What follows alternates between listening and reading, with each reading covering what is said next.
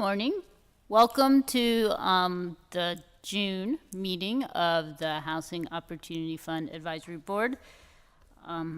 We are here and expecting a quorum any minute, so we are going to go ahead and get started. We start with public comment. I don't have anyone signed up for public comment. We also do public comment at the end as well. Is there anyone from the public that would like to speak?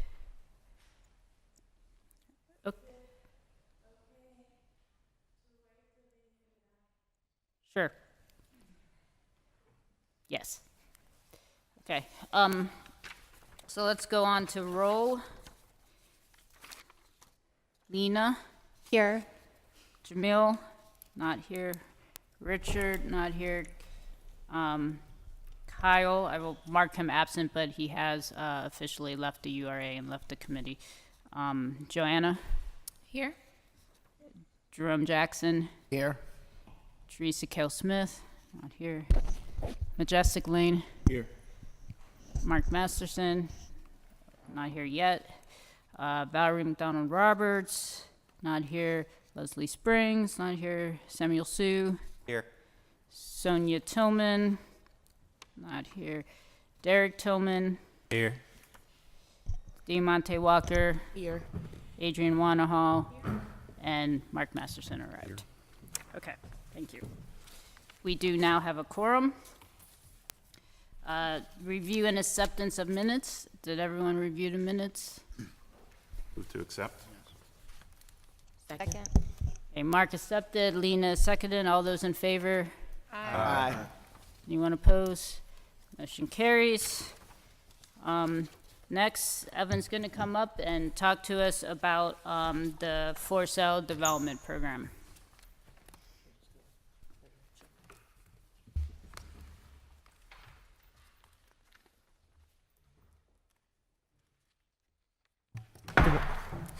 Good morning, everybody.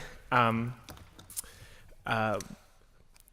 late March, the URA and Housing Opportunity Fund released an RFP titled Affordable For Sale Housing. It was in conjunction with the Neighborhood Stabilization Program that's also being run out of the URA on behalf of the city, as well as this for sale development program that is one of HOF's 5 programs for the 2018 allocation year. Together, those two sources summed up to a $3.25 million pool of funds. We received the due date for the RFP was in late April. We received responses from about 10 organizations for 62 properties overall, requesting about $3.6 million in funding. So today we're going to be taking 3 projects that were identified as good fits for the HOF for sale development program. However, I want to note that these aren't the only 3 that were fit. They're just the only 3 that after review we have a strong level of certainty that they'll be closing relatively soon, in the next couple of months or so. So as the summer goes on, we'll probably be taking more projects back. Today, there's of that 1.25 million that was in the HOF line item, we're going to be taking close to 650,000 for approvals today. That would leave about 600,000 remaining. And we think that there's probably 4 or 5 other projects in the pipeline that, as they become ready, you'll likely be seeing. So the first project that we'll talk about, if you want to look at your Lawrenceville packet, this is for the Lawrenceville Community Land Trust, Phase 2. It's 6 properties throughout central and lower Lawrenceville.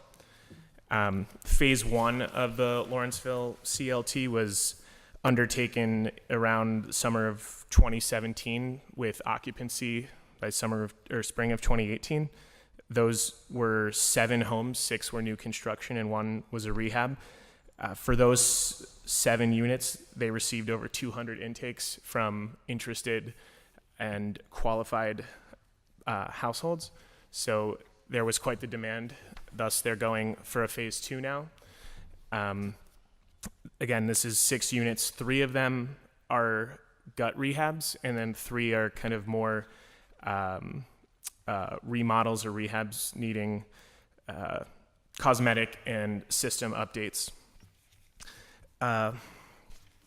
The construction timeline here is late summer, and it's expected to be about 8 months until the properties are ready to be marketed and will likely be sold relatively quickly.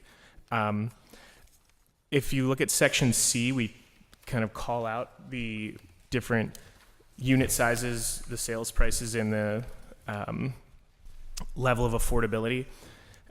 They're all around, it's, I believe, probably an average of about $130,000, which for these size homes, 2 bedrooms, 1 bath for the most part in Lawrenceville, their market rate comparables are in the 300,000s right now. So certainly a much needed product in the Lawrenceville neighborhood.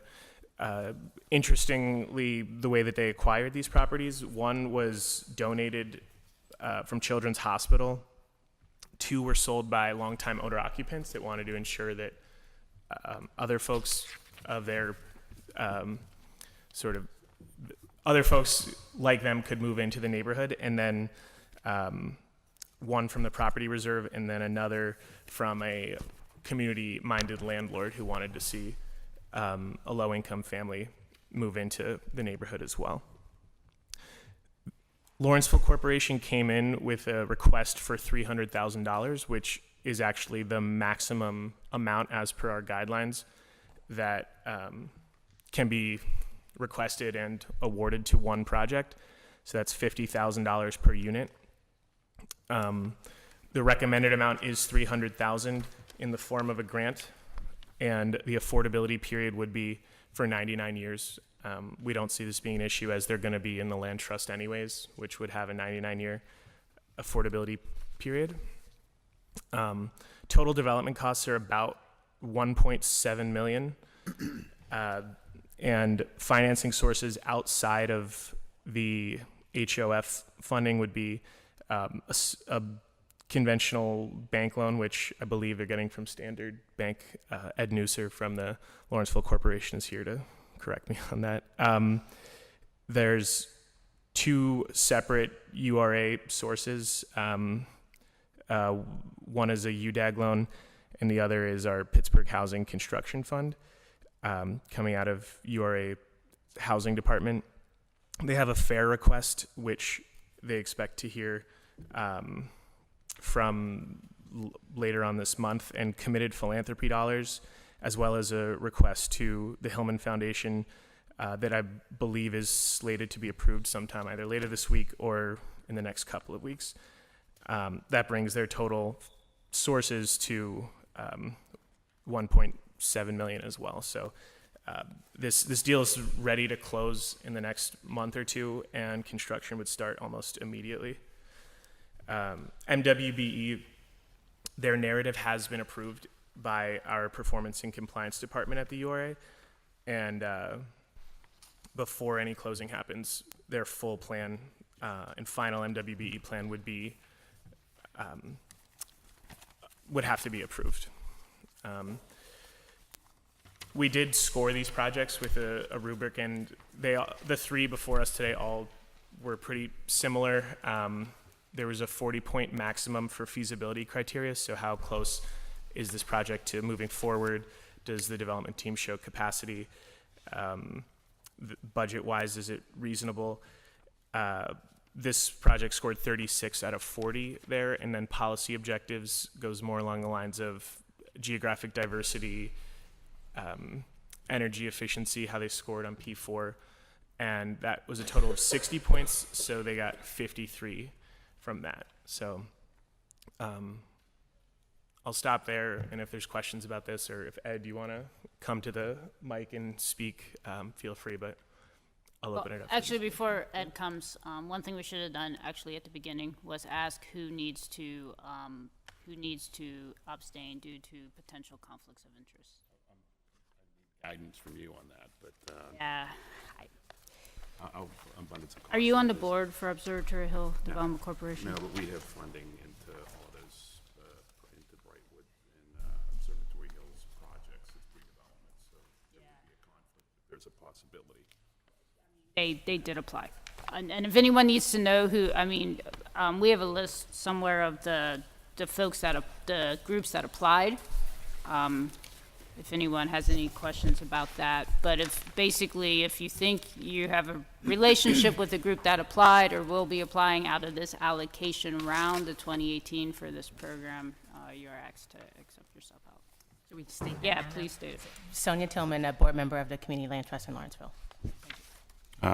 Mark Masterson, Northside Community Development Fund, we provided pre-development financing to, I believe, to the applicants on the north side.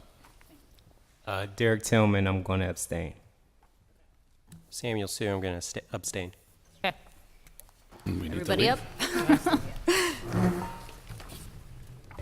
Okay, Ed, would you like to come to the mic and say a few things about your project, and people can ask you questions? So first, I want to say thank you to this advisory board and the URA board, and also to our advocacy allies that helped bring this money into creation. Quick update on the feasibility and financials that Evan ran through. Hillman Foundation request was awarded yesterday, so that money is confirmed. As well as the fair request in there was actually awarded in last year's fair round, so we have those funds in hand as well. So with that, Yes. just to clarify, with that, once the HOF funding and the URA funding go to the URA board next week, does that mean you would be fully Yes. secured with all your funding? Yes. Yeah. So we would just be waiting on the federal LISA funds from the URA award until we get to closing.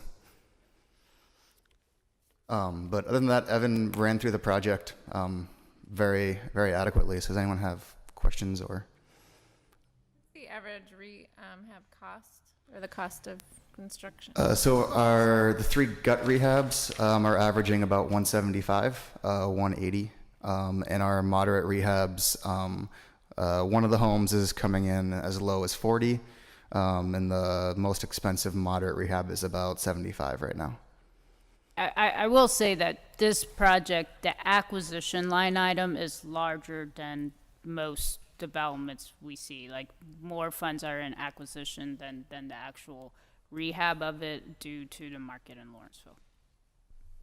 Ed, can you explain the relationship between the City of Bridges Land Trust and Lawrenceville Corporation? Yeah, for sure. That's a confusing one. So I'm glad you asked, Lena. So as of April 1st of this year, Lawrenceville Corporation began the process of spinning off our land trust program into a separate 501c3 entity, which is City of Bridges Community Land Trust.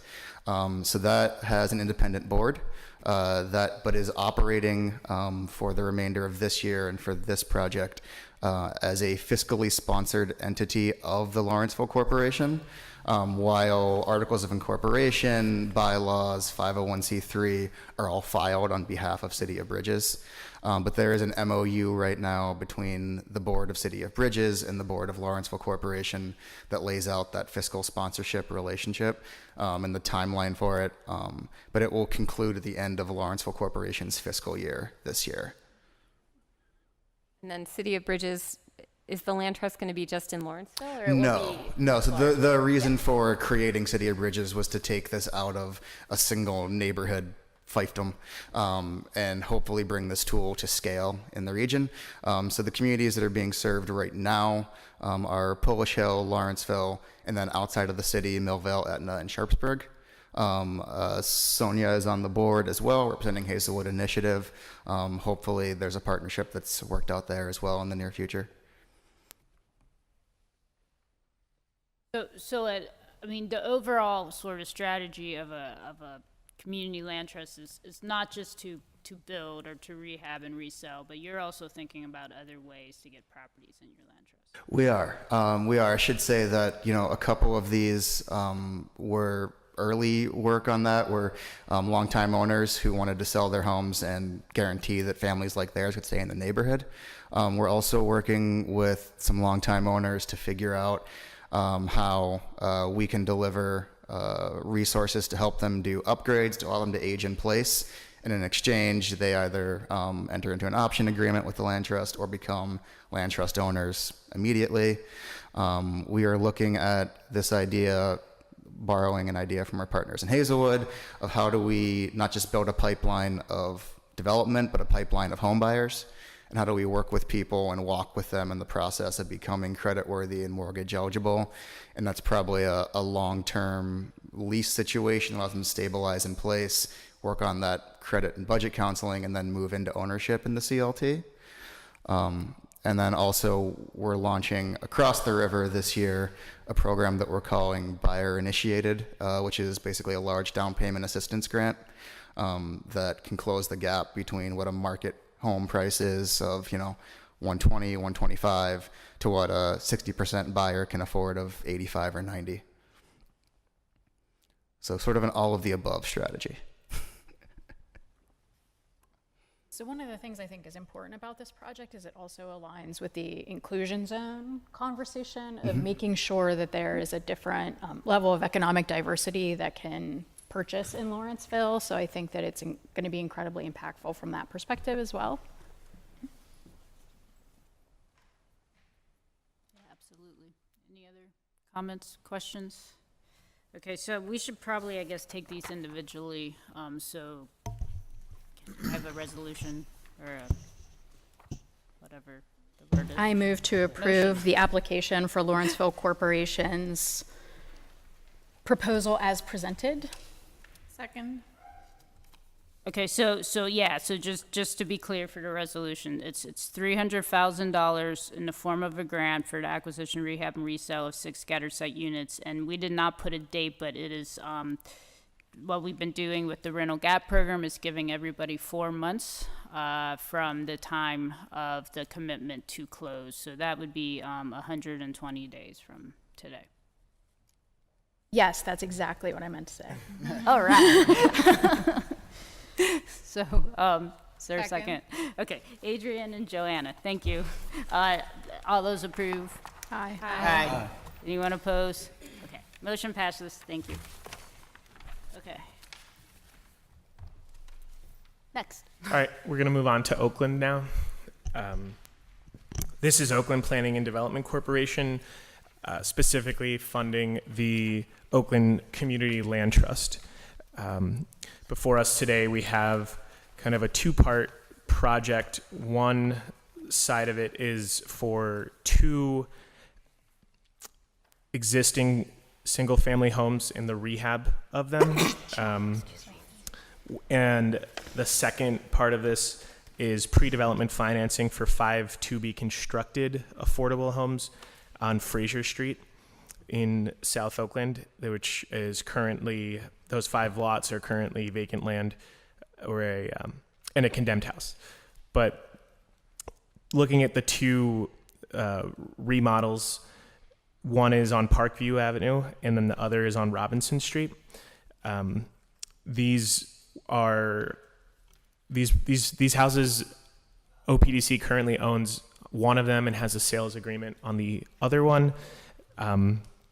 Both would be brought into OPDC's ownership in the next month or so. I believe they're ready to close on that second house, and work would begin almost immediately. They don't really have a general contractor because it's kind of like a piecemeal project of just small things around the house that the houses that need to be brought up to kind of modern livable standards.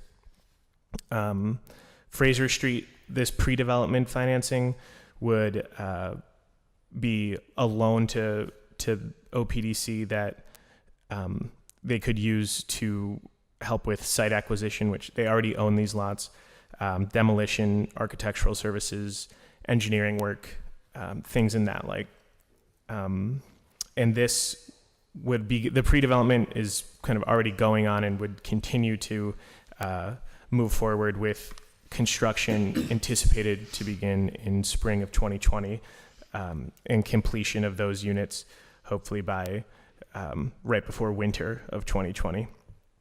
all of the homes that we're talking about today will be permanently affordable as well, and part of the Oakland Community Land Trust, which has been in operation for a few years now, and I believe has 4 units that have already been brought online into the land trust.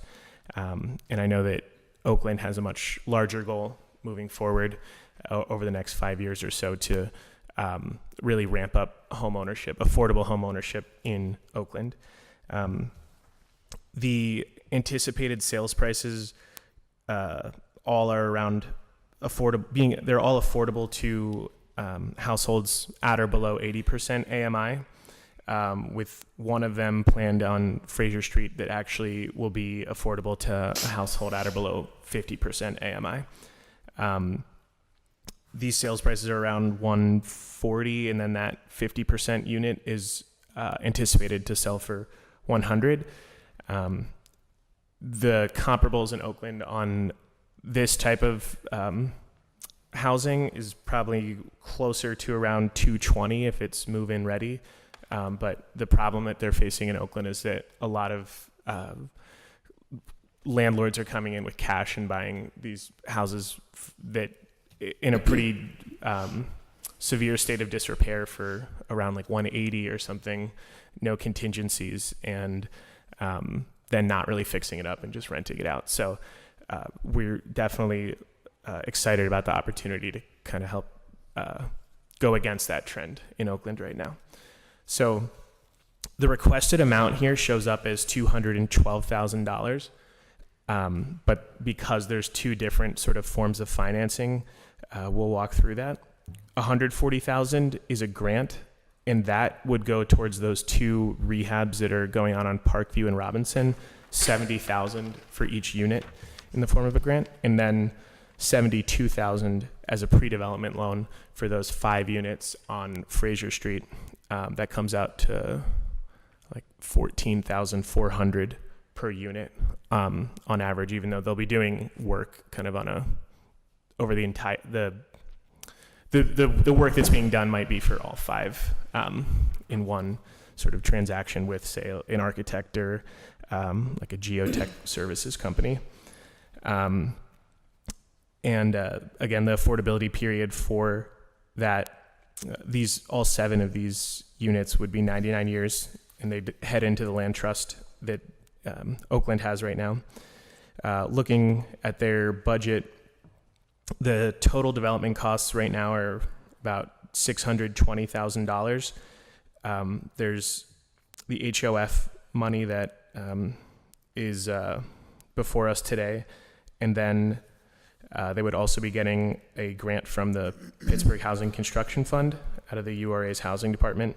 And then sort of their construction lender, if you will, is the Oakland Development Fund, which is a unique resource for Oakland that is basically set up by some of their larger institutions in that neighborhood, and they're able to borrow from that and pay back at a very friendly interest rate. So with that, all those pieces in place, this deal is ready to move forward. Construction on the 2 rehab units almost immediately, and then the pre-development efforts would just get ramped up with this infusion of funding.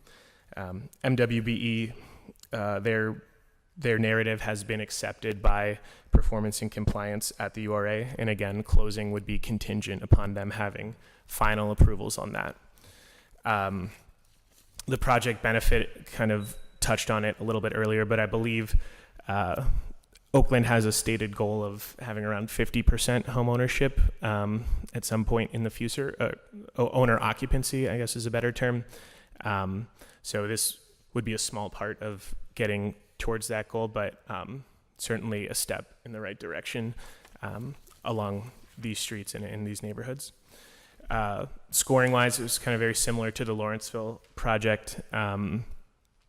This project's ready to move forward, and we believe at a pretty decent price given the current market, and they've made a commitment towards using energy efficient materials and providing some leadership in the community through this land trust model. So they scored 36 out of 40 on the feasibility criteria and 49 out of 60 on our policy objectives. So again, we have Ellie Fisher here from OPDC who could say a little bit more about the project, but I'll open it up for discussion now. Does the 618 include all the development of the 5 houses on the lots, or is that just the pre-development? Just the pre-development at this point. So that doesn't include the rehab of the 2 that are ready to Just go. the 2, but not the 5, right? Yes. Yeah. I mean, it kind of got rolled into one here, but that money from the Oakland, it's written as Oakland Housing Fund. It's actually the Oakland Development Fund. Some of what they're taking from that will also be going into pre-development. But then the rest of that goes into the rehab of the 2 units. So the 620 includes rehabbing 2 units and then pre-development on the other units? Yeah. Okay. Yeah. Do you have, I can't remember the rehab cost for the, Total development, or it's about 240 for each of the 2 units that are currently. Total development Yeah, cost total development per cost. each rehab unit. With the, like the hard costs are about 100,000 each for like the rehab that's going to be going on. so 480 of this is the rehabs and the rest is pre-development? Okay. Yes, so the pre-development is 200-ish. Yeah, good morning. For the 5 houses. Yeah, varies per, this funds both of those houses, so we'll be able to fully purchase and renovate and sell those 2 houses. And then it funds the pre-development for the 5 new houses. And then they once that actually- pre-development's done, then we'll probably come back and say hello again and, then have some real numbers for doing new construction. Yeah, they actually submitted 2 separate applications, but we put them together as sort of one request. And also, Ellie, can you talk a little bit about the other efforts you've done on Fraser Street? I know over the last 10 or 15 years, I've seen various phases of development on Fraser Street. Yeah, absolutely. We've done a lot of work on Fraser Street and over our whole history, really.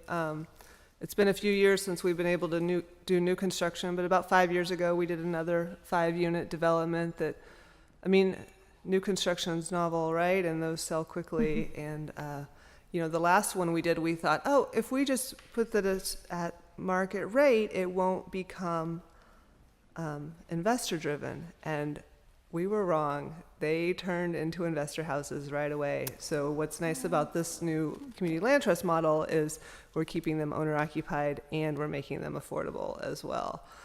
So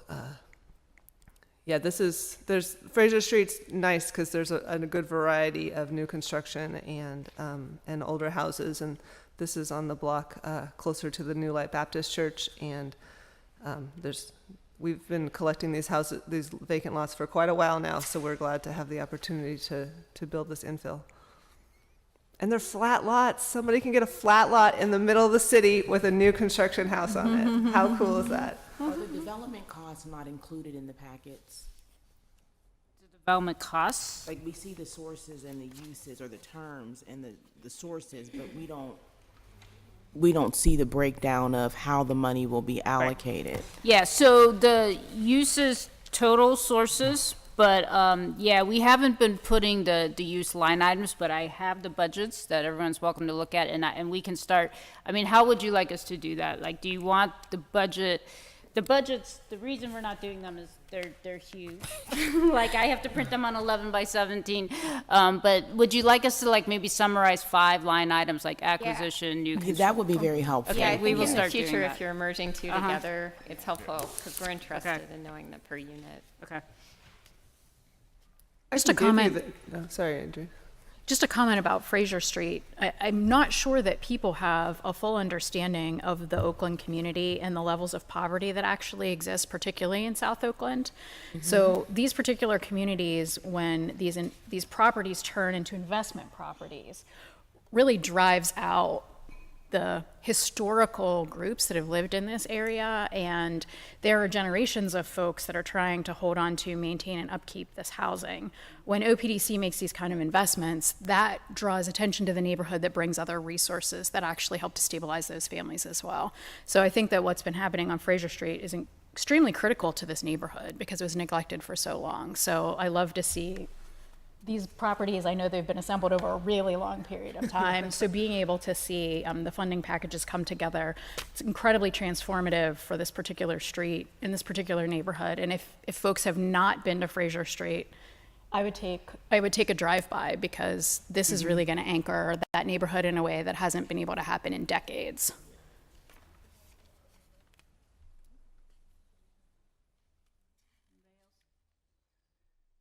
Bus tour once we get the money out. We should do a bus Call tour. me anytime. I'll take you out. I'm all for it. We can do Let's that. take an HOF bus tour. All right.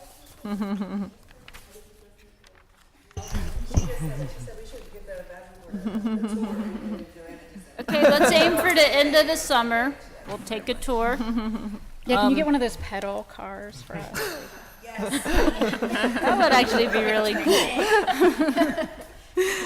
We used to Might use not Molly look good. trolleys.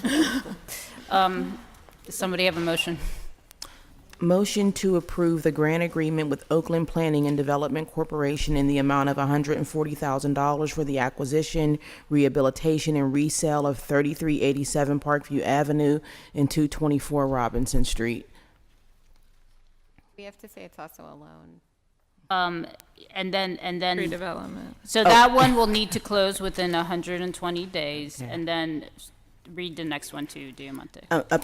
Motion to approve the pre-development loan agreement with Oakland Planning and Development Corporation in the amount of $72,000 for pre-development activities related to the new construction of 5 affordable for-sale units on Fraser Street. In the form of a pre-development loan, and will need to close within 120 days. Second. All those in favor? Aye. Lena did. Anyone opposed? Motion carries, and I promise we will be better writing the wording I'm just next gonna read time. Bill? Sure. So this is the third and final one that we're taking today. From the Hill Community Development Corporation, 2 properties, one on Mahone Street, 2517, and then one at 522 Land Lease Place. This is part of the Hill District 100, which is a initiative in the Hill District, I believe championed by the Hill CDC, to provide relevant and meaningful education to potential home buyers with the idea of kind of building wealth in the neighborhood through home ownership. A note about the Hill CDC's application, that these are 2 properties. They submitted for, I believe, 17 in total from between both of the programs. So we might be seeing more from them as the summer goes on. But these 2 projects or properties are ready to go almost as soon as this funding goes through. So these 2 properties are in the Middle and Upper Hill, and they're owned by the Hill CDC right now, with plans to rehab and remodel, and with sales prices that are going to be affordable, likely to families at or below 80% AMI. However, we are also considering today second deferred mortgages that would bring that a level of affordability down potentially to 50% AMI buyers, which would be a fantastic thing. These homes will need some masonry repair, new windows and doors, system updates to HVAC, and electrical. They'll put 150 amp service into each one. It's a kind of, the Hill CDC seems to have a somewhat standard kind of home that they're willing to take, and they know what kind of needs to go into it. So we're pretty comfortable after reviewing their their costs and what they're planning to do to these with these two homes. It seems to be right in their wheelhouse currently. So the requested amount was $85,000. That is $42,500 per unit in the form of a grant. And again, what we're recommending today is that $85,000 in the form of a grant, and then $50,000 in deferred second mortgages for both properties. So that's a $25,000 deferred second mortgage on each property. Again, we saw an opportunity to achieve that 50% AMI or below level of affordability while staying within the program guidelines, which has a maximum award amount of $70,000 per unit. So between the grant and the deferred second mortgage, that comes out to $67,500 per unit for both of these properties. The affordability period, this is not a land trust, but there would be an affordability deed restriction for 99 years on both of these properties. And the budget for this deal, the total development costs for both are together $313,000.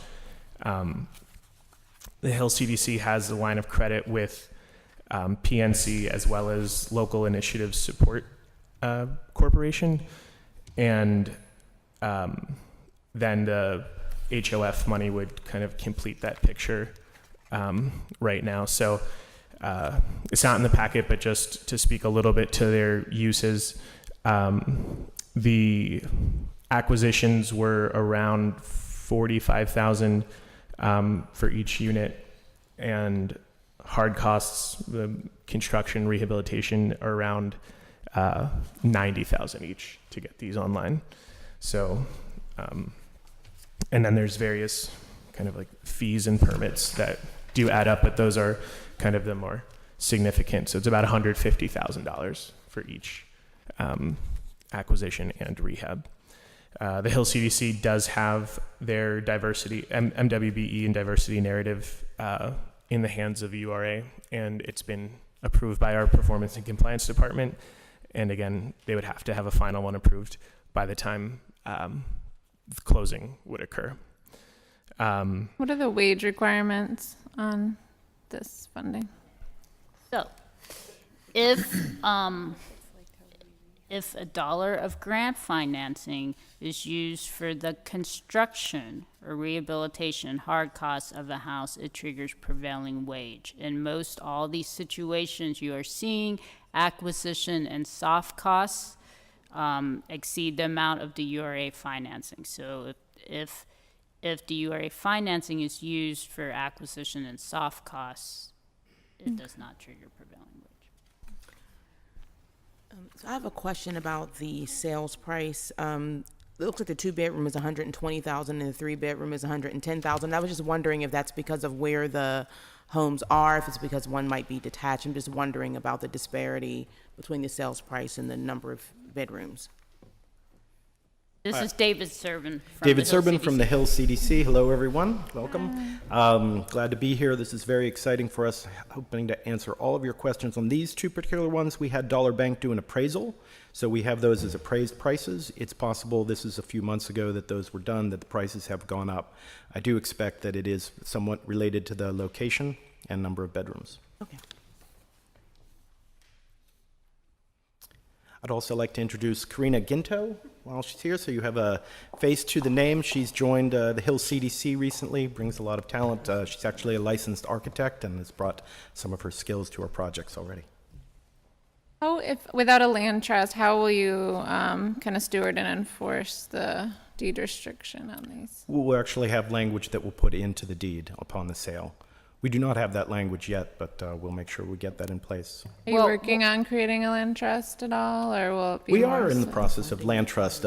We've had a lot of advice and had a number of meetings. I'm not often in those meetings, but I've attended some. So it's moving forward, looking to do, I believe, 10 properties over the next couple of years, and hopefully even in this year it will be in place. That could potentially help this. Not on this particular property. This Okay. will already be through by then, but yeah, we have about 20 properties in our portfolio right now.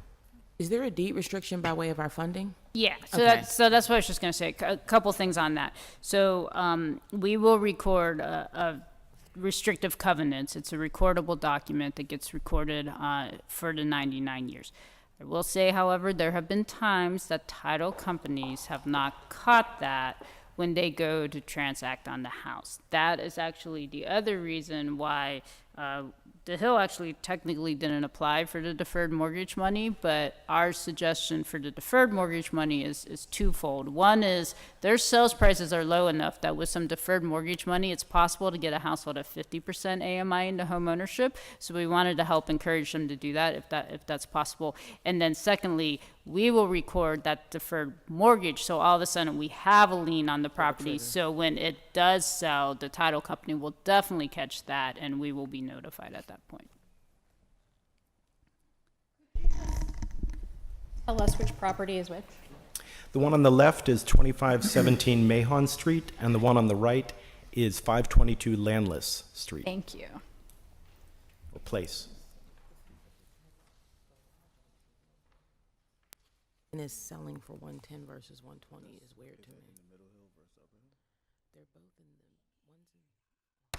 the Just wanted to mention that we have a strong minority and women business entity hiring program for our contractors. We're almost predominantly using minority and women-owned businesses. I think it's at 90%. We also have a Hill District 100 program that was mentioned, but it, as of this point, is at 245 members. And last year we were able to pre-sell all of the houses that we had ready. Jessica, this is a question about the construction inspection on the homes, and this is not particular for the Hill CDC, but for all of the deals. Is somebody from the URA inspecting the work upon completion for the rehabs? Yes, so the URA reviews the work write-ups, and that's actually really the one reason why, you know, some of the other deals that were applied aren't quite ready yet, because the work write-ups are not finalized. Without a final work write-up, we don't know the final budget. So the URA checks that and makes sure it's within industry standards and that the scope looks like they're identifying all the code issues and all the major rehab issues. And then once they are under construction, every invoice sent to us is reviewed by our inspector. And for the most part, a lot of the local lenders in the city, they're familiar with deals like this when the URA is involved, and we oftentimes inspect, you know, on their behalf as well, or at least they want to know that we're inspecting in addition to their inspectors. So we'll be out for every draw request. When we evaluate these rehabs, do we look at all at accessibility? And I don't know if we put in like $5,000 more, you can put in a ramp. I know a lot of single family homes, it's impossible. And we don't want to add burden to the projects, but it seems like something we should think about when we're putting funds into projects like these. Okay. Could Happy Funds be used as a companion tool Possibly. to do some accessibility? Yeah, we do have a grant program called Happy for homeowners to get up to $10,000 in a grant for accessible improvements. So if someone buys the house, you know, they'll be able to do that at that point. We couldn't do that at this stage, though. Like the CDC wouldn't be able to apply for those funds. I mean, we haven't. If you think that's I mean, a lot of your clients need that, we can talk about that. Thinking about aging in place, and if somebody's trying to stay in the neighborhood and would like to purchase one of these homes but needs accessibility, be nice to just have makes for it them to have available it as to an more option. I'm sorry, Majestic. No, it's fine. Also, what level of energy efficiency, what is like the standard of energy efficiency that we look for, or is there a standard of energy efficiency in regard to There's the not quality of rehab? a baseline standard. However, it is part of the scoring that they can make their project more appealing to be using Energy Star rated appliances and like sealing their building envelopes. So at current, we don't have a baseline, but we do encourage For it. new construction, we work with the Green Building Alliance. So a development like Fraser Street, 5 new houses will need to go through that work with the Green Building Alliance. But for these individual rehabs, I mean, to Evan's point, pretty much everyone uses Energy Star appliances and so on, but it's sometimes in capitalizing, like the airflow and stuff is more expensive and adds more costs, so we don't What require about that. weatherization? So one of the things that I'm concerned about with folks moving into home ownership are the sleeper costs around utilities. And so while the mortgage might be affordable, a lot of these folks are going from not paying light and gas and water to doing that. Are there any tools available? Do we have a weatherization program or something that can kind of be baked in so that the home is at least secure so that they don't have high heating costs? Yeah, I mean, we can look into partnerships. I mean, Lena, you can speak more to this than I can, but Action Housing has a weatherization program. I mean, we can look at how to tie things together at the beginning, I guess. Yeah, I mean, just to add on, I think when you look at the level of energy burden that the city has, and specifically we're second in the country for energy burden for Black people buying homes, frankly, and poor people. So, I mean, just again, to echo DeMonte's point, you can buy the house, but if the utilities go up and now you have a huge utility burden, it balanced out whatever was happening. So just so that we're being thoughtful around kind of the situations that we're putting especially low-income buyers into. Which is actually an interesting conversation with HOF overall. So the levels of preparedness for home ownership really vary, and we know that there are different programs that do that work and do it diligently, but really rethinking issues like that. You know, how do we think about utility costs? How do we think about saving for emergencies? Things like home warranties, are those a good thing or are those a bad thing? You know, they're always on TV, they're always on the market. Is that a good investment, or would it be better to put your $500 into a savings account? You know, what really are we doing across the board related to home ownership? And is that somehow baked into each one of these programs so that folks have access to that resource as they're in the process? So one of the benefits to this particular deal, with it being the Hill CDC and them having the Hill District 100, is that homeowners are getting that education on the front end and they have support on the back end. For a lot of these deals are in neighborhoods where there isn't that programmatic redress. Maybe we think about in 2020 deploying some dollars to support programs like the Hill District 100 so that homeowners are getting the education and the support that they need as a wraparound. Agreed. And we have talked at the URA numerous times about, I mean, our dream, we had a lot of extra time, would be to figure out how to do a homeownership training class that wasn't just about how to purchase a home and all the closing stuff related to that, but about what happens when you live there, and how do you even change light bulbs and repair, you know, ceiling fans and things like that. And so that would be a dream, is to have a class like that. We require we require it on the front end to figure out how to get the credit together, but there's a sustainability factor here, because we don't want people foreclosing on their homes because they're going into something that they've not been adequately prepared for. Right. So if we could give some thought to that, I think that would be helpful. And also, I will say, and I don't know if I have the terminology correct, Majestic might know, but the city is working with neighborhood allies to have financial counselors in every neighborhood, and they are free.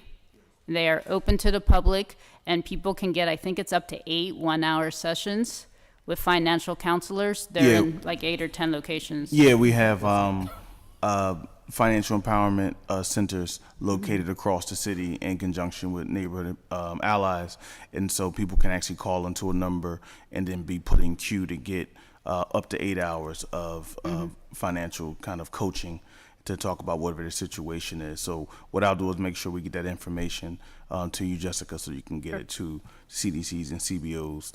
That could also be an additional thing post kind of when people get the homes. And I wonder if it's possible to tap into the HUD resources, because the HUD local office has responsibilities and obligations to be doing this homeowner training specifically. So I wonder if there's a way to tap into what they have, combine that with what Allies has, and make that something that's available more broad-based. Yeah, it's a great point. I think we should layer it to whatever degree possible, just so that, again, that we're that we're assisting people, that we're doing a good thing by helping people build equity, but at the same time, things happen in people's lives, and if, you know, they got into a house and then now the, you know, gas bill is $200 that, and before they paid $40, it balances out whatever they didn't pay now, and, you know, rent versus mortgages, so just trying to be thoughtful around that. I think it's one benefit to supporting the community land trust and some of the groups that are doing that stewardship, right? Because that's one part of the model. And also they kind of get that lease fee to determine whether or not somebody's kind of struggling to pay their mortgage and can intervene. They have pretty low foreclosure rates, so it's a good thing. Any other comments? Can I have a motion for, I guess it's numbers 2 and 3?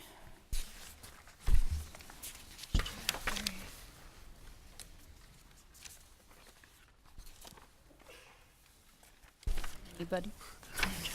A motion to approve $85,000 grant to OPDC, or sorry, we just did that, Hill District, Hill Community Development Corporation for 2517 Mahone Street and 522 Land Lease Place.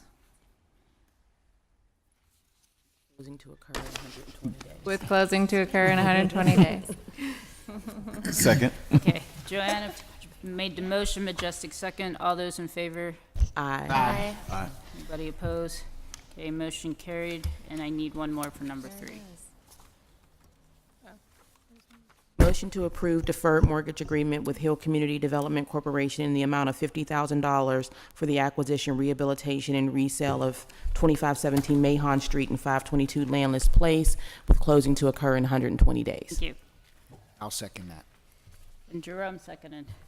All those in favor? Before we vote on that, I'm sorry, I didn't realize that was HOF funding as well. I thought that was just like the URA's second mortgage program. So this is coming out of for sale just as a loan? Yeah, so the way the HOF for sale development program guidelines were written is they allow for grants, construction loans, and/or deferred mortgages. And so this will be funded by the HOF. Second, Dave Monte made the motion. Did somebody second? I did. Jerome. Okay. All those in favor? Aye. Anybody opposed? Motion carries. Thank you. Thank you for your support. Thanks, Evan. And just real fast, just to kind of reemphasize what Evan said. So we did, do the NSP program with the for sale program. Nobody has been turned down. We did do a phone call with a few of you about a week ago, and then there was another phone call yesterday, a governance phone call, where we talked about this. In total, we received approximately $3.2 million in total, and there is $2 million of NSP and 1.25 of the for sale. So we're just working with groups. And I will, for the public record, state the groups that have applied for NSP and HOF together, and it's Cerritore Hill Development Corporation, Brightwood Civic Council, Bloomfield Garfield Corporation, Hill Community Development Corporation, Oakland Planning Development Corporation, Lawrenceville Corporation, Amani Christian Development Corporation, and East Liberty Development, Inc. Those are the applications we received. Nobody has been turned down. We're just in the process of reviewing and looking at construction costs and other finance. Before we move on, so just a few quick things. I think we need to think about, even when a vote is abstained, how comments can still be incorporated. But in light of that, two things came to mind with the discussions that were just had. I think we can deal with these things within the policy. First of all, for low-income buyers who are getting down payment assistance, we can require that everyone has to get a home warranty. So that's kind of one way to protect those low-income buyers. And then I heard Diamante talking about weatherization. I used to have a very successful weatherization company. But for low-income buyers, we can also make that a requirement that weatherization has to be a part of the rehab cost. On average, the cost may be about $4,000. It's not really that much more. So, per house, that's something that we can incorporate and protect those buyers from, rising utility costs. So just something that we can flush out, but those are two ways to deal with both of those issues. I mean, if that's something that the advisory board would like us to incorporate, I don't know, whenever costs increase, obviously total number of units we can fund decreases, that's the trade-off. But if that's something that people would like us to incorporate, we can do that. I mean, maybe we could look at coordinating it with the the homeowner assistance program, because we have funds there for weatherization, and that could be a good fit. Does the URA have energy efficiency or weatherization program of some sort that it does for homeowners that are looking to make weatherization improvements to their homes? Is there another program that exists like that already at the URA? So right now at the URA, we have the PERP program, the Pittsburgh Home Rehab Program, which it is not a requirement. People can borrow up to $25,000 without that. However, we will do a free energy assessment, and if they choose to do the repairs that the assessment identifies, like the installation or the new windows, then we will let them borrow an additional 10 up to $35,000. So that's the program we have right now. In terms of the HOF, the HAP, the Homeowner Assistance Program, that program is up to $30,000 worth of repairs. Major code issues are done first, but then the program administrators works with the homeowners to identify the rest of the scope. And I'm sure they are, talking to the homeowners about some weatherization, but that's not currently a requirement of the HAP program.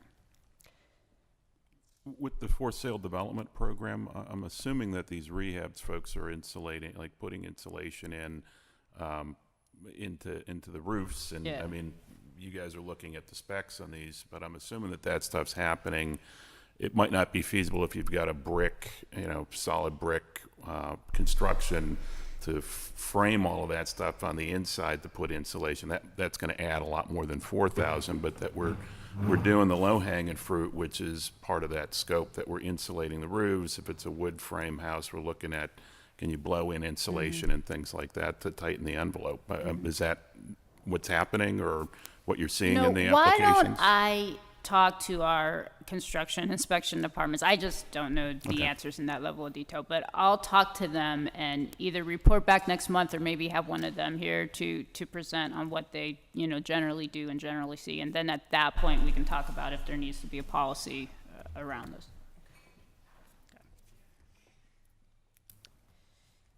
Okay. Any other questions on for sale before we move on? Okay. Next on the agenda is an update on the roofathon. And I have mentioned this a little bit from time to time, but not in a lot of detail. So the idea kind of came up, I think, around the fall when we heard a lot of radio talk about turkey-a-thons and things like that, about doing a roofathon where the applications we're receiving from HAP, almost everybody needs at least roof repair, if not a brand new roof. It is a major issue in the city of Pittsburgh. The useful life of a roof is between 15 and 30 years, depending on what kind of roof it is. And there are a lot of Pittsburgh homes with original roofs still on them. So given that we had talked, the URA was talking to a couple of potential funders about it, and was not able to secure funding at this time for the roofathon, but does not want to give up on the idea quite yet. So what our proposal is for 2019 is to do a smaller version of it sometime in September, where we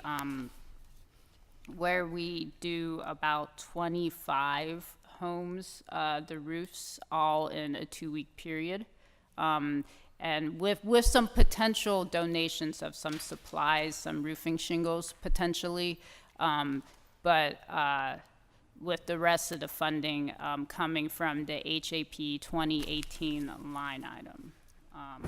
So what I'd like to talk about today is the potential of the advisory board agreeing to set aside $250,000 of the 2018 funding for this endeavor to basically do a pilot round.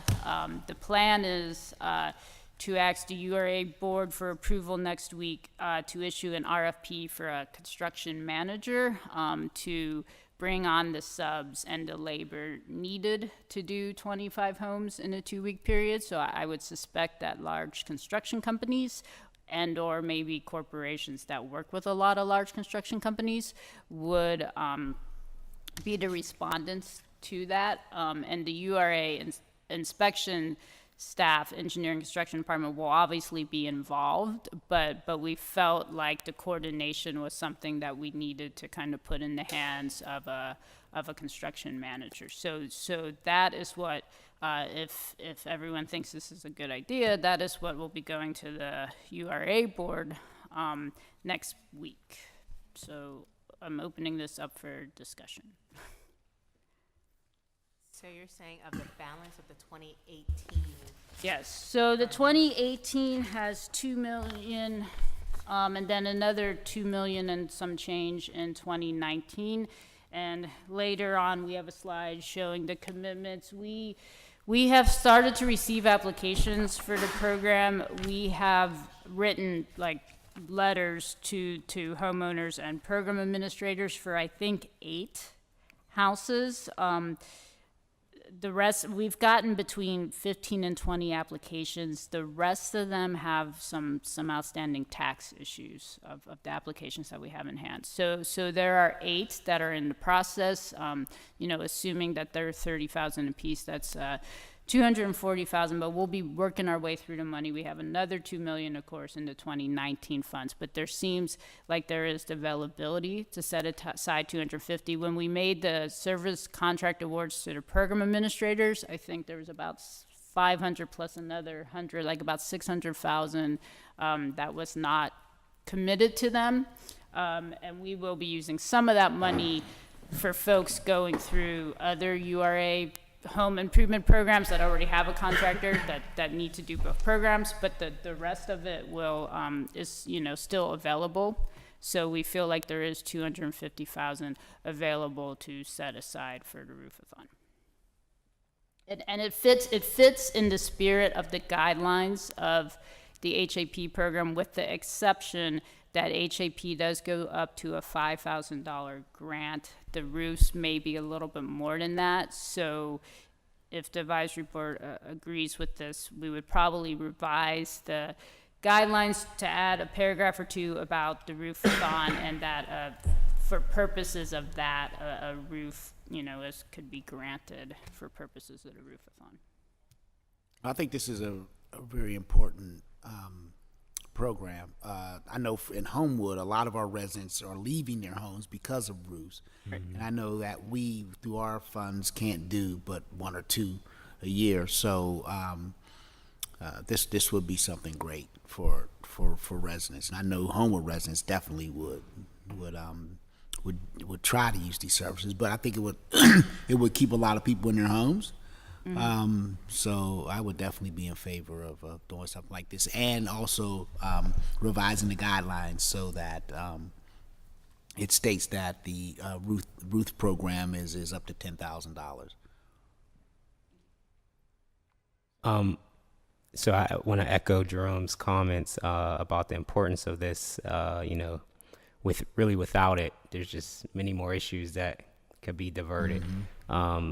But my question is, I'm not sure about the $10,000 limit. Some roofs may cost more than that. But my question is, if someone needed other repairs, could they still apply, for the They could still apply for assistance? HAP. Okay, all right. If you're going in for the roofs, are they doing a code inspection on the rest of the house? Yeah, we just started talking about this at work. Probably code-ish. I mean... Code light. We're not going to put a roof on a house if there is no running water or major electrical issues. Well, I think the health and safety impacts of something like this are really significant. We don't talk a lot about how roof inconsistencies, roof issues really can create health and safety issues for a household, and many people live in those environments where there is water damage, there is mold growth, and they can't address that. So I think that aside from keeping people in place, preservation, enhancing communities, you also have that health and safety benefit, which is really important. Is this a construction manager, someone that would be able to help with like the HAP program in general, or are they just coming on for like this 2-week to 6-week window? I mean, for this, it would be just, you know, for the roof-a-thon for the 2-week window, but that does hit on another good reason for us to do it, is to bring more people in the fold of this program and the URA programs and you know, to know about this just from, you know, if they're going to bring on, to do 25 roofs in 2 weeks, they're going to need to bring on a lot of small roofing companies. So it'll just bring more and more people into, you know, the URA's different programs. I think it's great. It'll also help with weatherization, with energy performance of the buildings, and I think it's going to help kind of raise the profile of the HOF and put us out there more. Good promotion. Homeowners this time. And so the goal would be, you know, we do it, you know, 25 houses this time around and get a lot of press, and then in future years maybe we get more donations of materials or corporate sponsors and can make it a bigger event. Can they also apply for our CDBG dollars? Because I'd like to allocate some funding to it. I don't know, but yes, probably. I mean, I think CDBG would be eligible for a low-income homeowner. I'd like to do it because we've done, you know, allocated money to Rebuilding Together Pittsburgh and other groups in our area to help homeowners, and they were able to match, you know, of course, our funding. But I'd like to see a CDBG application. Okay, wait. Let me just look into some of the rules and regulations regarding it, and I will get back to you. But thank you. Even if it's not me, if it's somebody else, the mayor can allocate, somebody can allocate. And that speaks to the leveraging component of all Right. of our decisions. Right. Anytime we have the opportunity to leverage another fund or to pair funding, blend Right. funding, we should be doing that Right. because we just get more impact. Right. Do you think if HOF funded this, it would be more palatable to the other funders you approached that weren't interested? Possibly. I don't, yes. I mean, that's the goal for future years, is HOF is seeding it, and it's going to attract more funders in the future. It's a great idea. Are we structuring this as sort of a roof-a-thon fund, meaning if others wanted to put additional dollars to this initiative, they could? I mean, yes. Like, if once press hits and if we start to get those calls, then yes, we will. I would have to talk to our finance department and legal and everybody else, but I could see how we could use. I would love for you to do that and get back to us on how we can do it, because I think this is something we should be pushing for, because this actually helps people stay in their homes. And I wonder if contractors would donate their yeah, services. well, how about some of our unions? I think we would get a lot of material. I think we would get a lot of donations and people who want to support it, but I think we need to make sure that it's under, like, it's sort of like HOF is first in, and we need to make that clarion call to ask others to come to the table. I don't think we're doing enough of that. I think we have to be careful of administrative costs and things like that. If people see it's actually having a benefit to the residents, then I think people are going to want to pitch in. If they see it's just helping us, you know, hire another person, do a couple of things here and internally, and not a real benefit to the people, then nobody's going to want to fund it. But I think once we show some successes and how people are able to stay in their homes, I think that to me is the most important part. Huge impacts to health and safety, and that's there's mission alignment there with a couple of different other things that are happening in the region. So I think it's bigger than, like, it's bigger. It's a roof, but it's bigger than that. It has other implications. Like our grass cutting program, it helps people stay in without getting cited every day. There was a nonprofit who told me they thought they could donate a truckload of roofing shingles. So I do think we'll start hopefully to get, you know, some more of those donations.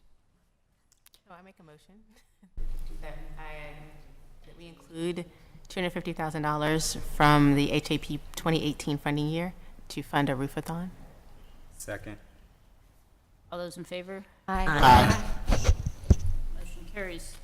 Just one quick point to the admin conversation. So anytime we're going to grow something like this, there is going to be an admin burden that we have to be mindful of. So just my point being, when people want to jump into an effort like this, that's amazing, but there also has to be some kind of infrastructure to make choices about that.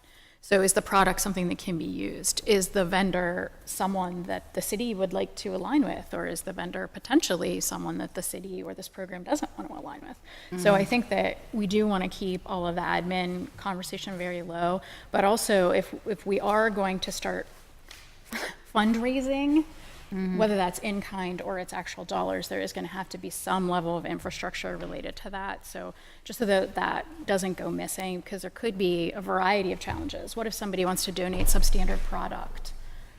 You know, all of those things are something that we would, and where does it get stored and how does it get transported and all of those sorts of things. So Well, that's why we're planning on starting relatively small. So I want to year, but say that yes. I agree that there's always a cost associated with running an additional programming, but I think that we have to make sure that we're watching those dollars and that the greater benefit is to the residents, not to a new position. And I'd even be even happier if the person actually came from Pittsburgh and lived in Pittsburgh that we were employing.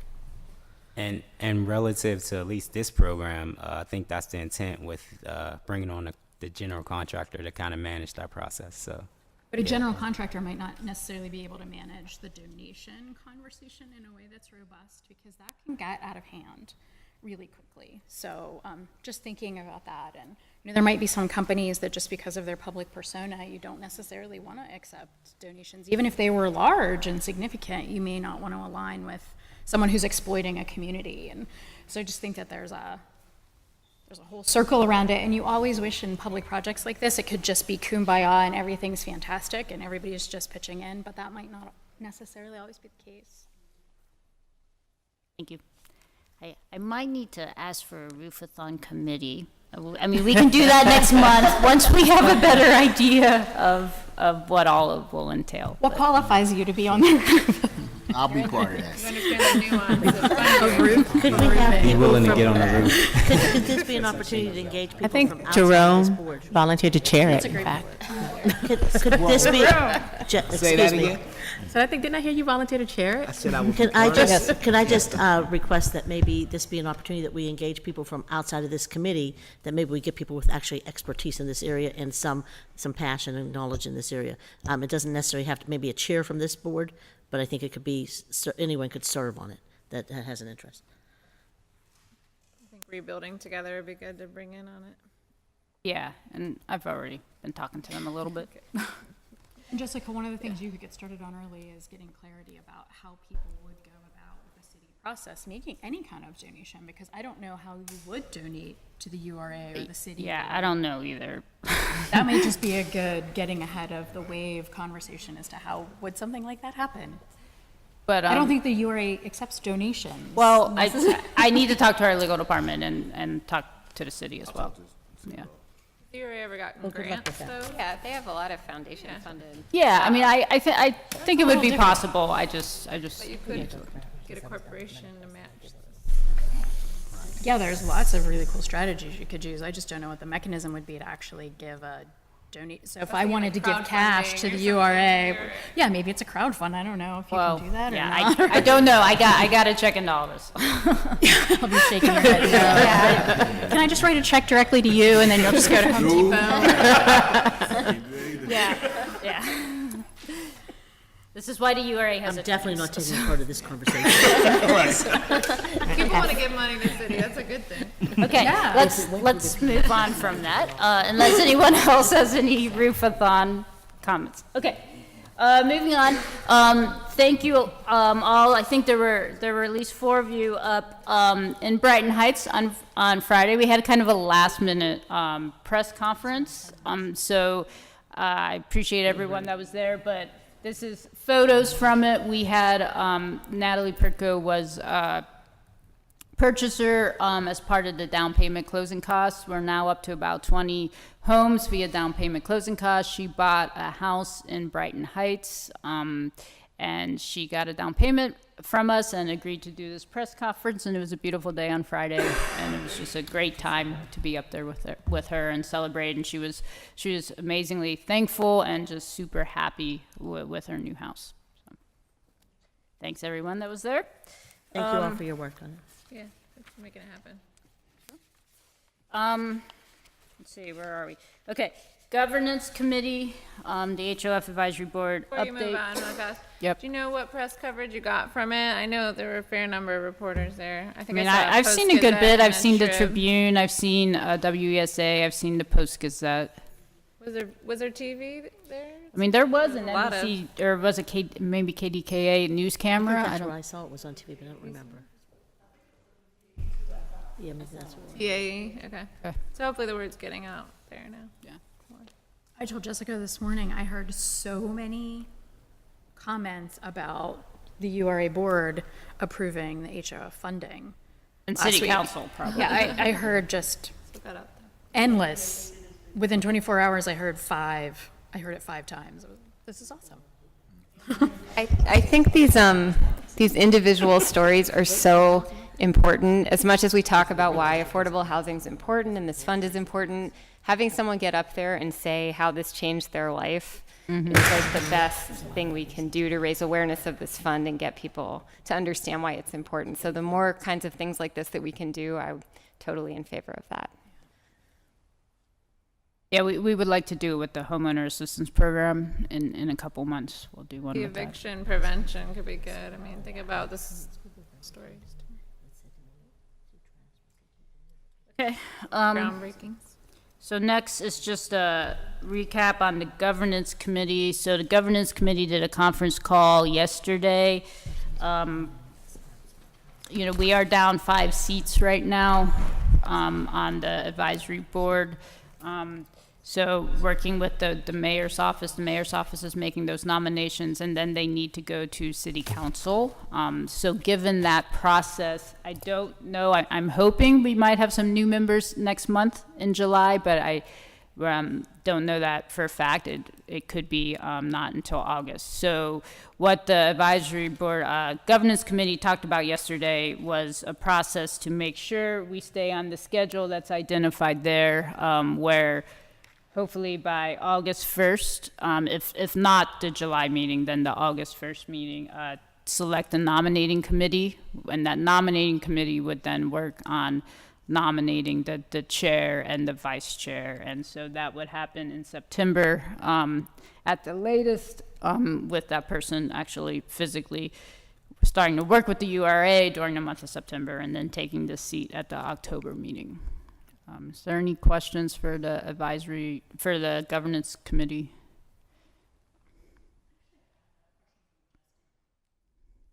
Do you think that there would be an appetite from the mayor's office to take some advisement from the advisory board about membership and identifying potential members?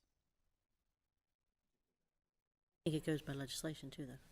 Does, but I'm just curious if I mean, there's only so much they can do. there might be some expertise that the advisory team as it exists right now feels could really be impactful to the group or enhance the group's conversation.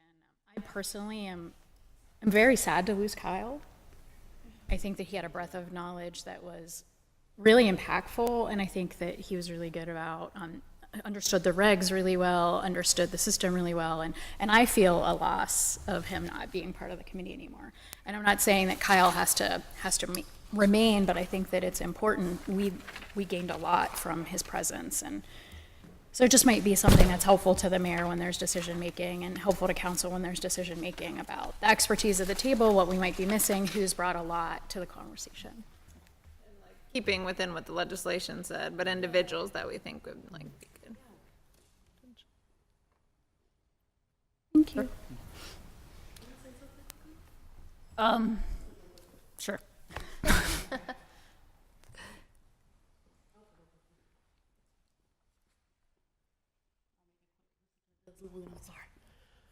But thank you for saying that, Adrian, because I know the low-income tenant slot is really important to us, and we're hearing a lot from the community about that being missing from the conversation.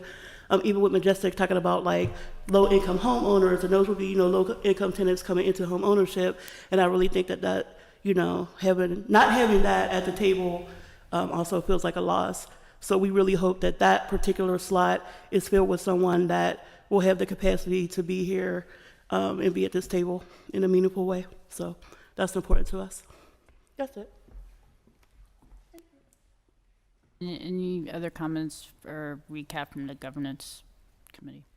You guys gonna lay out some goals for like the chair kind of identification, like the conflict of interest, the community voice, that kind of. Yeah. Is that part of that conversation? Yeah, and we started to at the previous call we had, and I took notes on that. But we'll build on that over the next couple months. We'll have regular, at least monthly calls over the next couple months and build on that.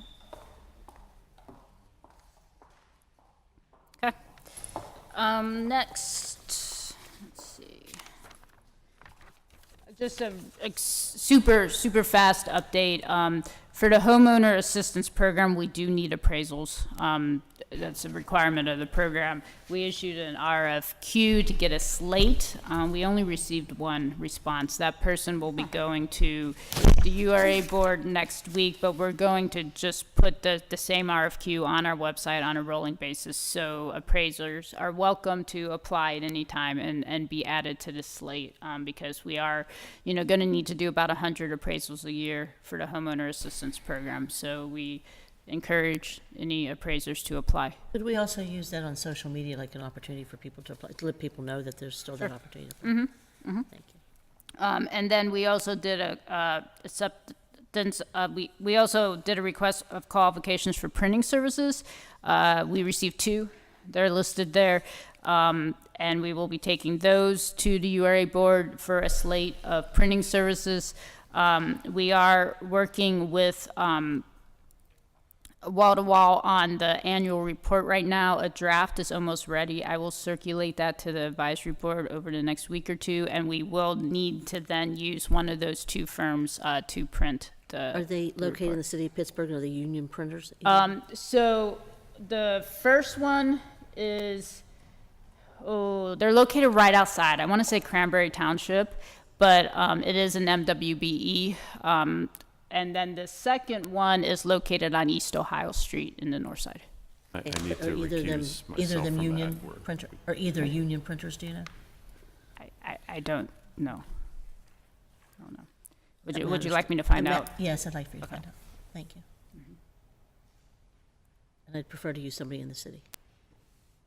Yeah, I don't know if I need a motion. I mean, we don't really have any bylaws on this. I just wanted to kind of let people know that those were the respondents, and they'll be going to the URA for a slate. Yeah, and I just want to kind of put out there that we should always try to use someone in the city of Pittsburgh, union if possible, or prevailing wage if possible, and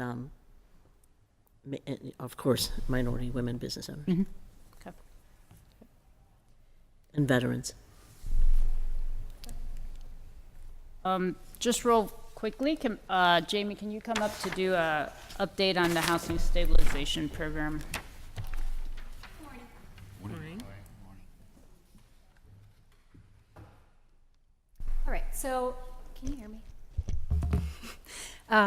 For the past couple months, we've been developing some of the internal processes for the URA to administer the housing stabilization program. As you know, this is the most different program from sort of the operations and administrative processes at the URA so far.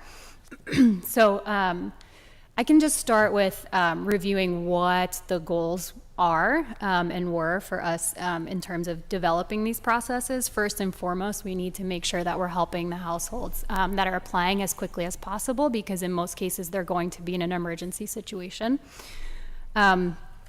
We want to make sure that they are set up for success, sort of in alignment with that stabilization component of the program.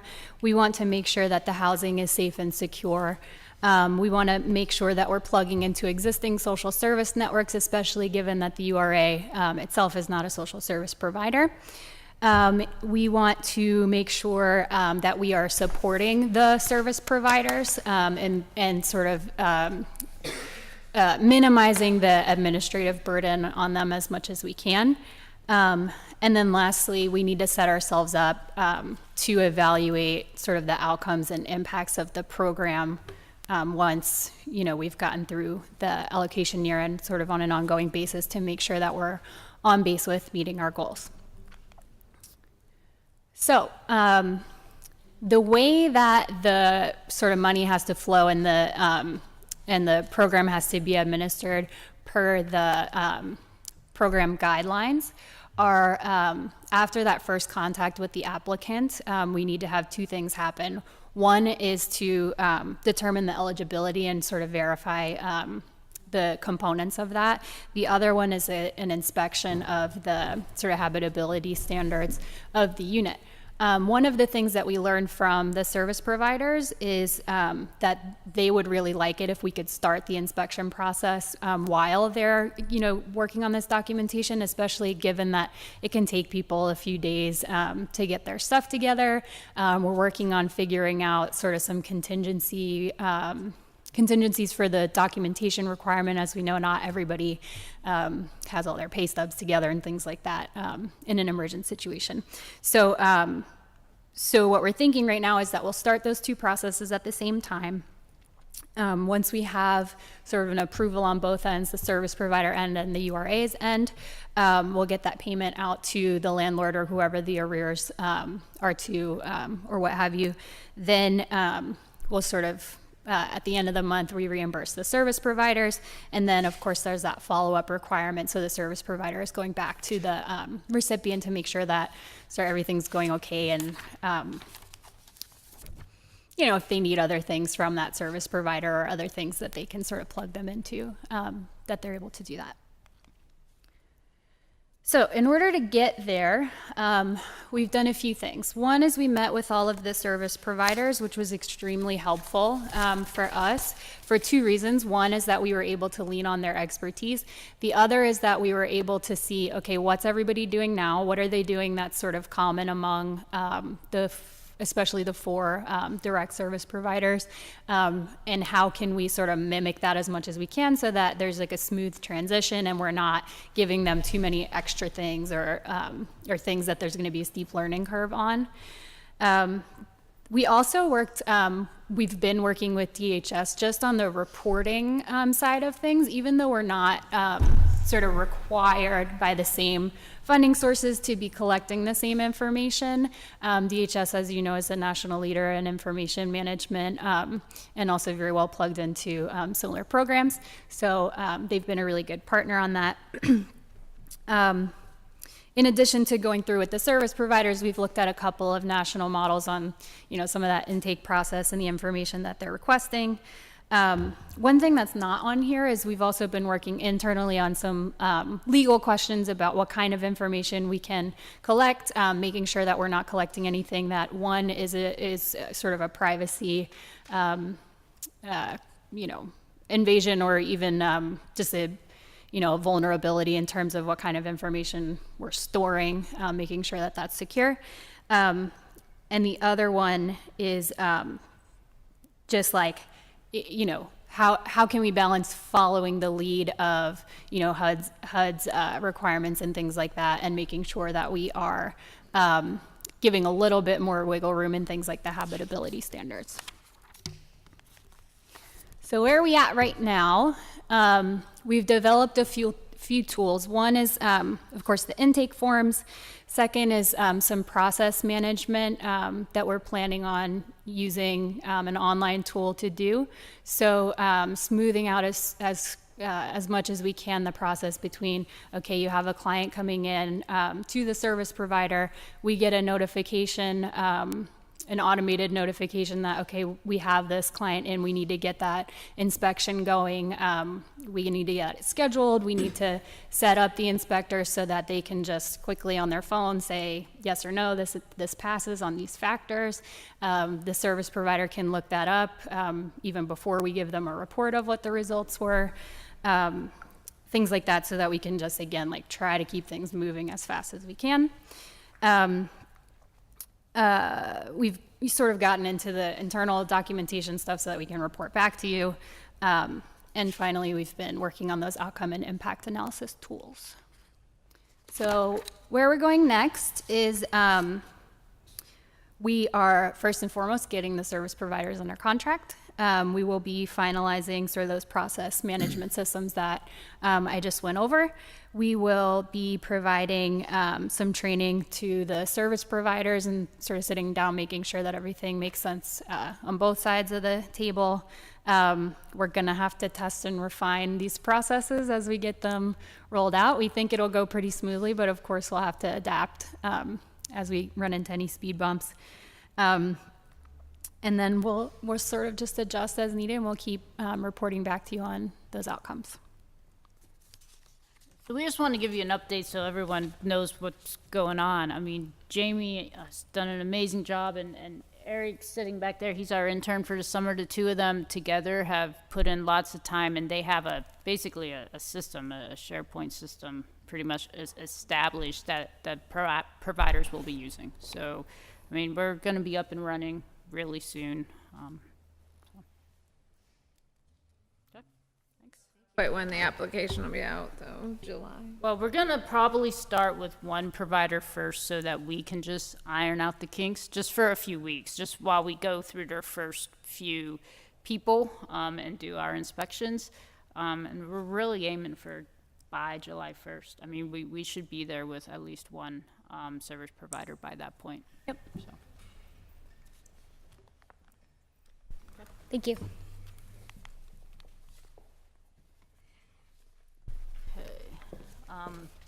We have a few other items, but before we do that, is there other items that others would like to talk about? Okay, well, I can run through these. This is just, you kind of see these slides every month. Jamie puts them together every month, kind of showing the where we've been, where Vatina and all of us have attended meetings. I will say pretty much, like, probably amongst the whole staff, like 4 evenings each week we're somewhere. So just here's where we've been recently. Next slide, Jamie. This is just sort of some of the series we're pointing out. The Carnegie Library series is going on through the month of June. 6 Carnegie libraries that we'll be at. The Pittsburgh Public Schools, several of us met with the early childhood programs through the month of May. Evan, Jamie, Bettina, and I were all at different early childhood programs with Pittsburgh Public Schools, which was really awesome because it's hitting, people with young children, getting them early, thinking about home ownership and down payment, closing cost assistance. So that was great.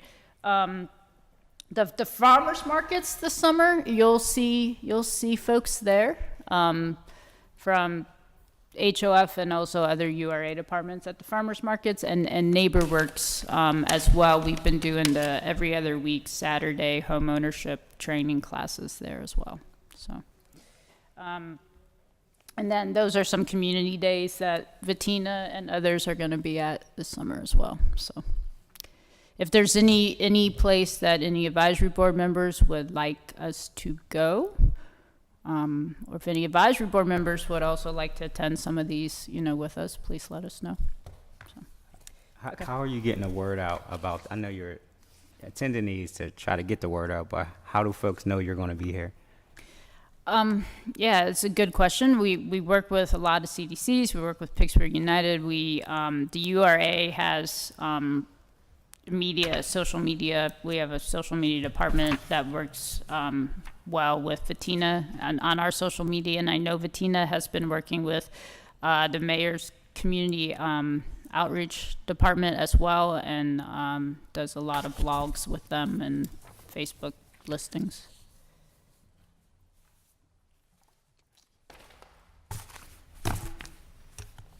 This is just an update on the RFQ for community outreach. We did the RFQs for appraisals and marketing first because they were time sensitive. We're going to be working on the RFQ for community outreach this month, and we'll issue it and get a slate together of organizations to do community outreach. And then the annual report update, I mentioned it already. We're aiming for the end of June. All the content went to wall-to-wall earlier this week, so we will have a draft over the next week, so please watch your emails from me. I'll be sending a draft out of the annual report. And then this is just showing commitments and closings. So you'll see there's a new color of purple on the map this month, which is the homeowner assistance program commitments that we have out there right now. So, and you can see that the red is the down payment closings, and we're up to about 20 of those. And they're just really, it's really awesome to see. They're just starting to fly. Sharon hands me about 4 or 5 files a week now. So it's really, really awesome. And that's just the summary that Jamie will do every month of the commitments and the closings. Any questions? And then it's the next slide, the income levels. Yeah, and then we handed this out to you. So HUD produced the 2019 income limits, and so Jamie and Eric put together this chart, which the whole URA will be using this year for 2019. And you can see that the income levels went up between 3,000 and 4,000 for the most part from 2018. So this will be the income limits for our programs. Any questions? We didn't get a copy of that chart with the remaining funds for each program. Okay, Yeah. we can email it out. All right.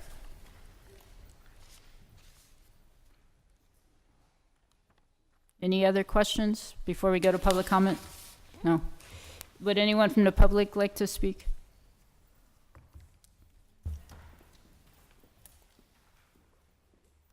Good morning, guys. Sorry we missed Good public morning. comment at the beginning. We were running a little late. One, I want to congratulate all of us on getting the 2019 allocation plan passed. We all worked really hard on that together, so thank you very much for that. I wanted to bring up a couple comments with me and Celeste. Come on, sweets. Let's see. So I know with the things that we're hearing from the public is really geared towards the rental assistance coming out, as well as we're hearing a lot about Tangled Title. So I was wondering if there's any timeline for when Neighborhood Legal Services will be coming out with that. We're also, Pittsburgh United, ourselves, my table is doing community meetings and a big housing canvas, so you'll see this graphic around the city. And I know I will be talking to Sonia, you sent me something, and I know Councilwoman, we need to talk as well. So we'll be out in the community, and I'll send you more information if you would like to come. So we'll be doing that. What else? What's the purpose of that, or can you talk about that? Oh, sure, of course. So the purpose of the meetings that my housing table will be doing is to connect people to the resources.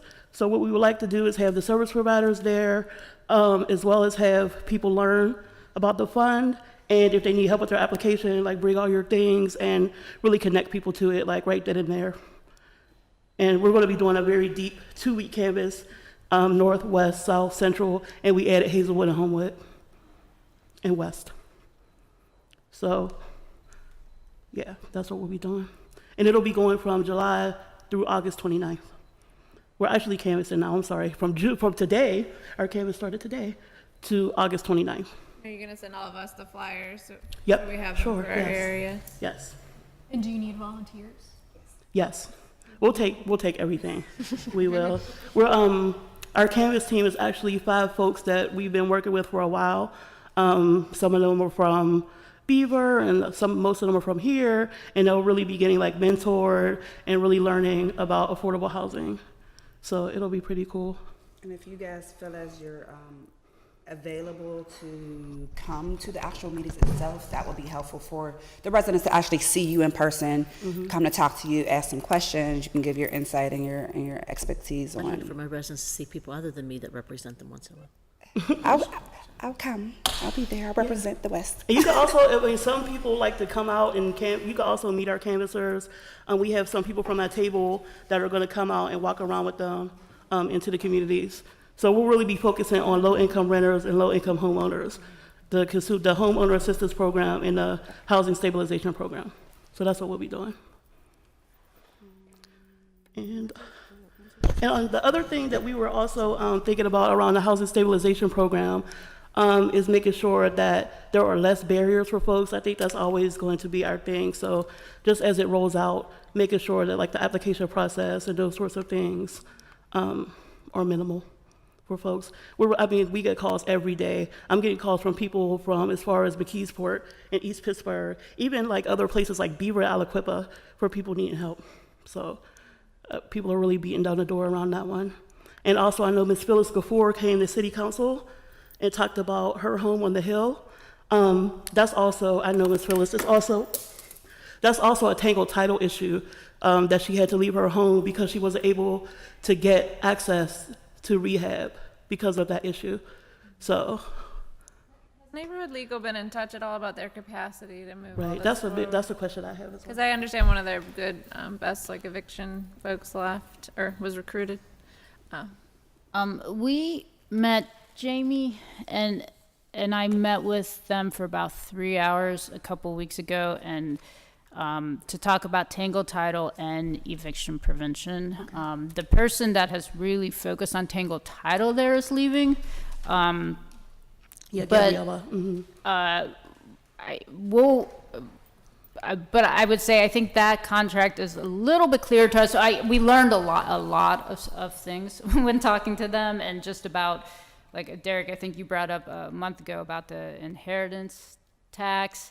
I mean, these types of things, like, we just need to think through, and that's what's sort of delaying their contract a little bit, but I anticipate getting them under contract for tangled title pretty quickly. The eviction prevention, our head was really spinning, I think, when we left, and realizing the connections, so they can provide legal eviction assistance to somebody, but if they're in the eviction process, they're probably already behind on rent a couple months, and then they might need additional assistance. You know, right now our program is capped at $3,000. We're just trying to figure out what those linkages are. We're trying to figure out, should the social service providers be the ones that then recommend them to neighborhood legal services, you know, and like, we're just trying to figure out what, like, you know, a nice chart that Jamie can do showing how this is going to flow.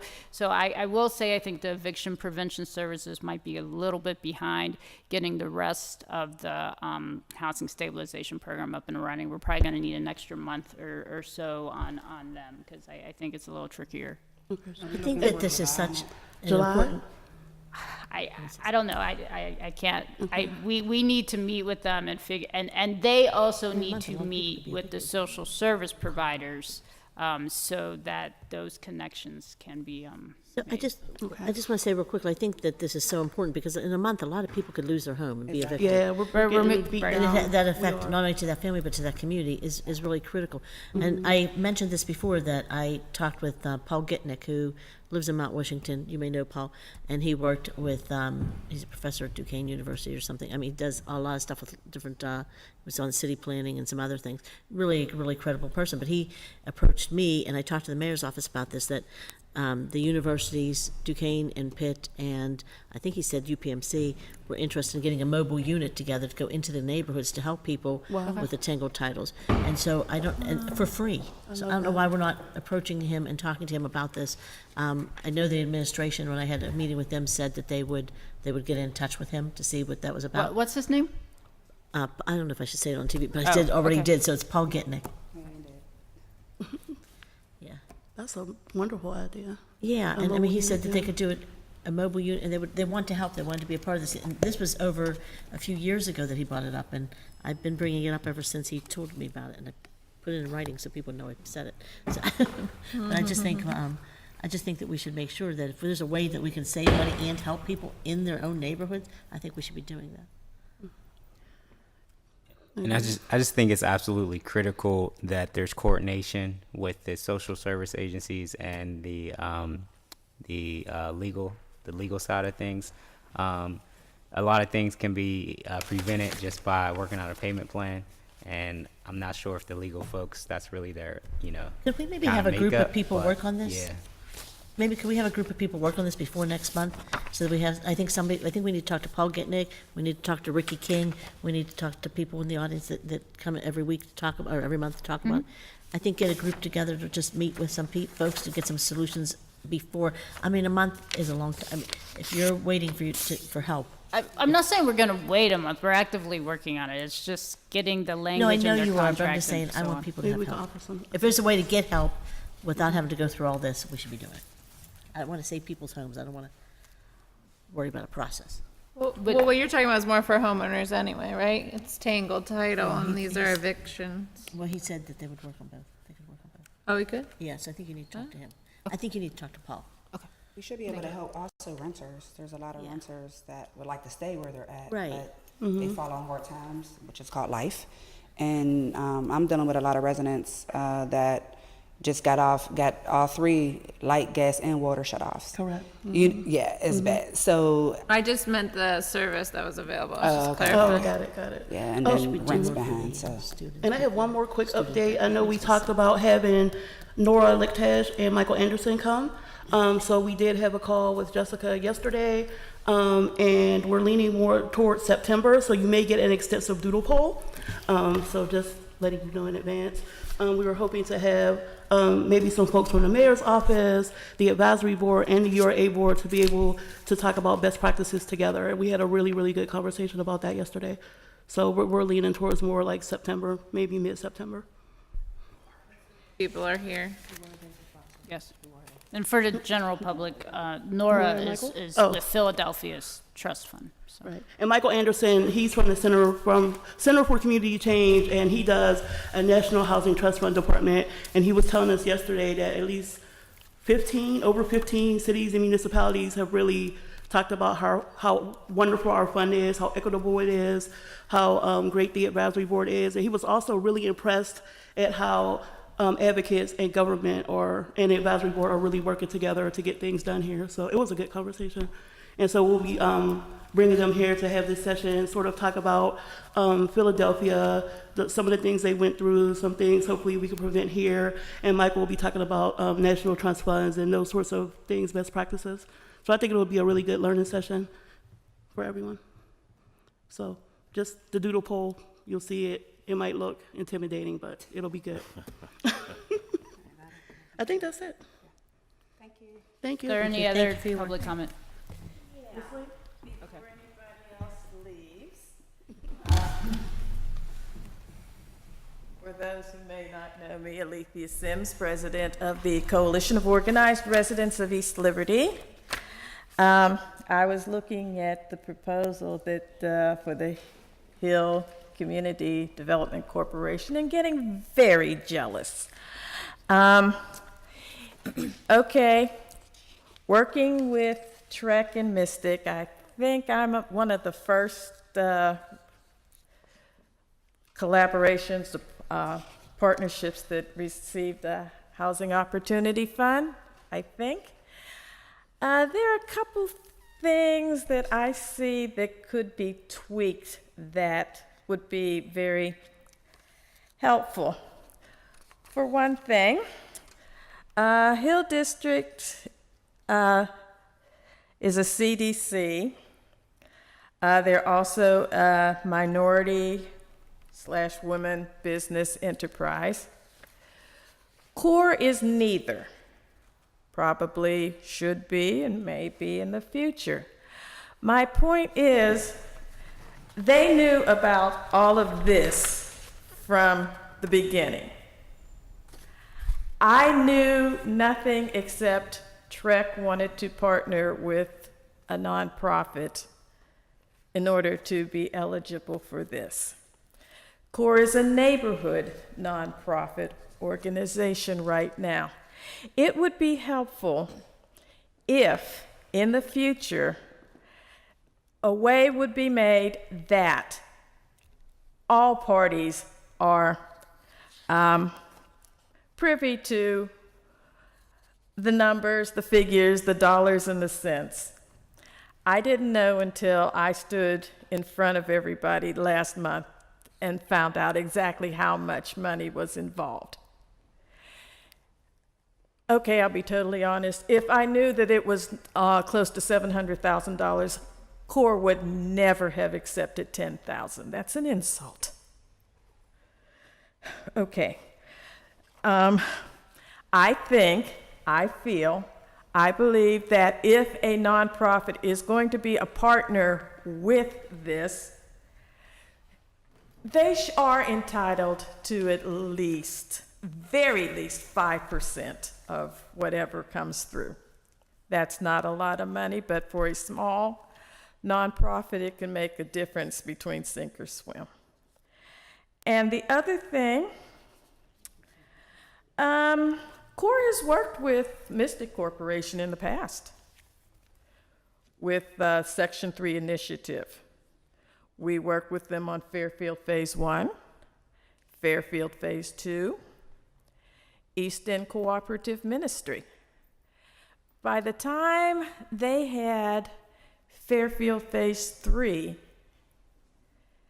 they had hired someone who is very experienced with Section 3 initiative. So my question is, if you already have someone who does that, why do you need an organization to do it? I mean, we're extra. I would say make sure that the nonprofit that is partnering is going to be an equal partner, a contributing partner. Make sure it's not just a name on a piece of paper so they can get some extra money. That's all. I'm open to questions, comments, criticism, is anything. Well, most organizations charge 10 to 15% is what I was just going to add. That's all. 10% would be really nice. I'm going to shut up now. I would have taken 10%. I was not offered it. You asked about why would you partner with a community group if you have a Section 3 person. I think probably the community group is what could make Section 3 effective. You have connections with residents in the community. That's the whole point. I mean, you can have the best director of a program you want, but if they can't reach the neighbors, then But not they've going to already, succeed. like I said, they've already been there, done that. Am I really needed? I mean, I come in here to work, always. That's CORE. I got a team ready to work behind me. But they're not going to work for free. The only one in this project that's not going to get a dime out of this is me. As a board officer, our bylaws stipulate, I don't get paid for this. I do this because it's needed. And I will do it again if needed. But I don't want my organization to suffer because of my activism, my willingness to serve. Thank you. Mm-hmm. Is anybody else from public comment? Okay. If there's no more public comment, I'll hit the gavel.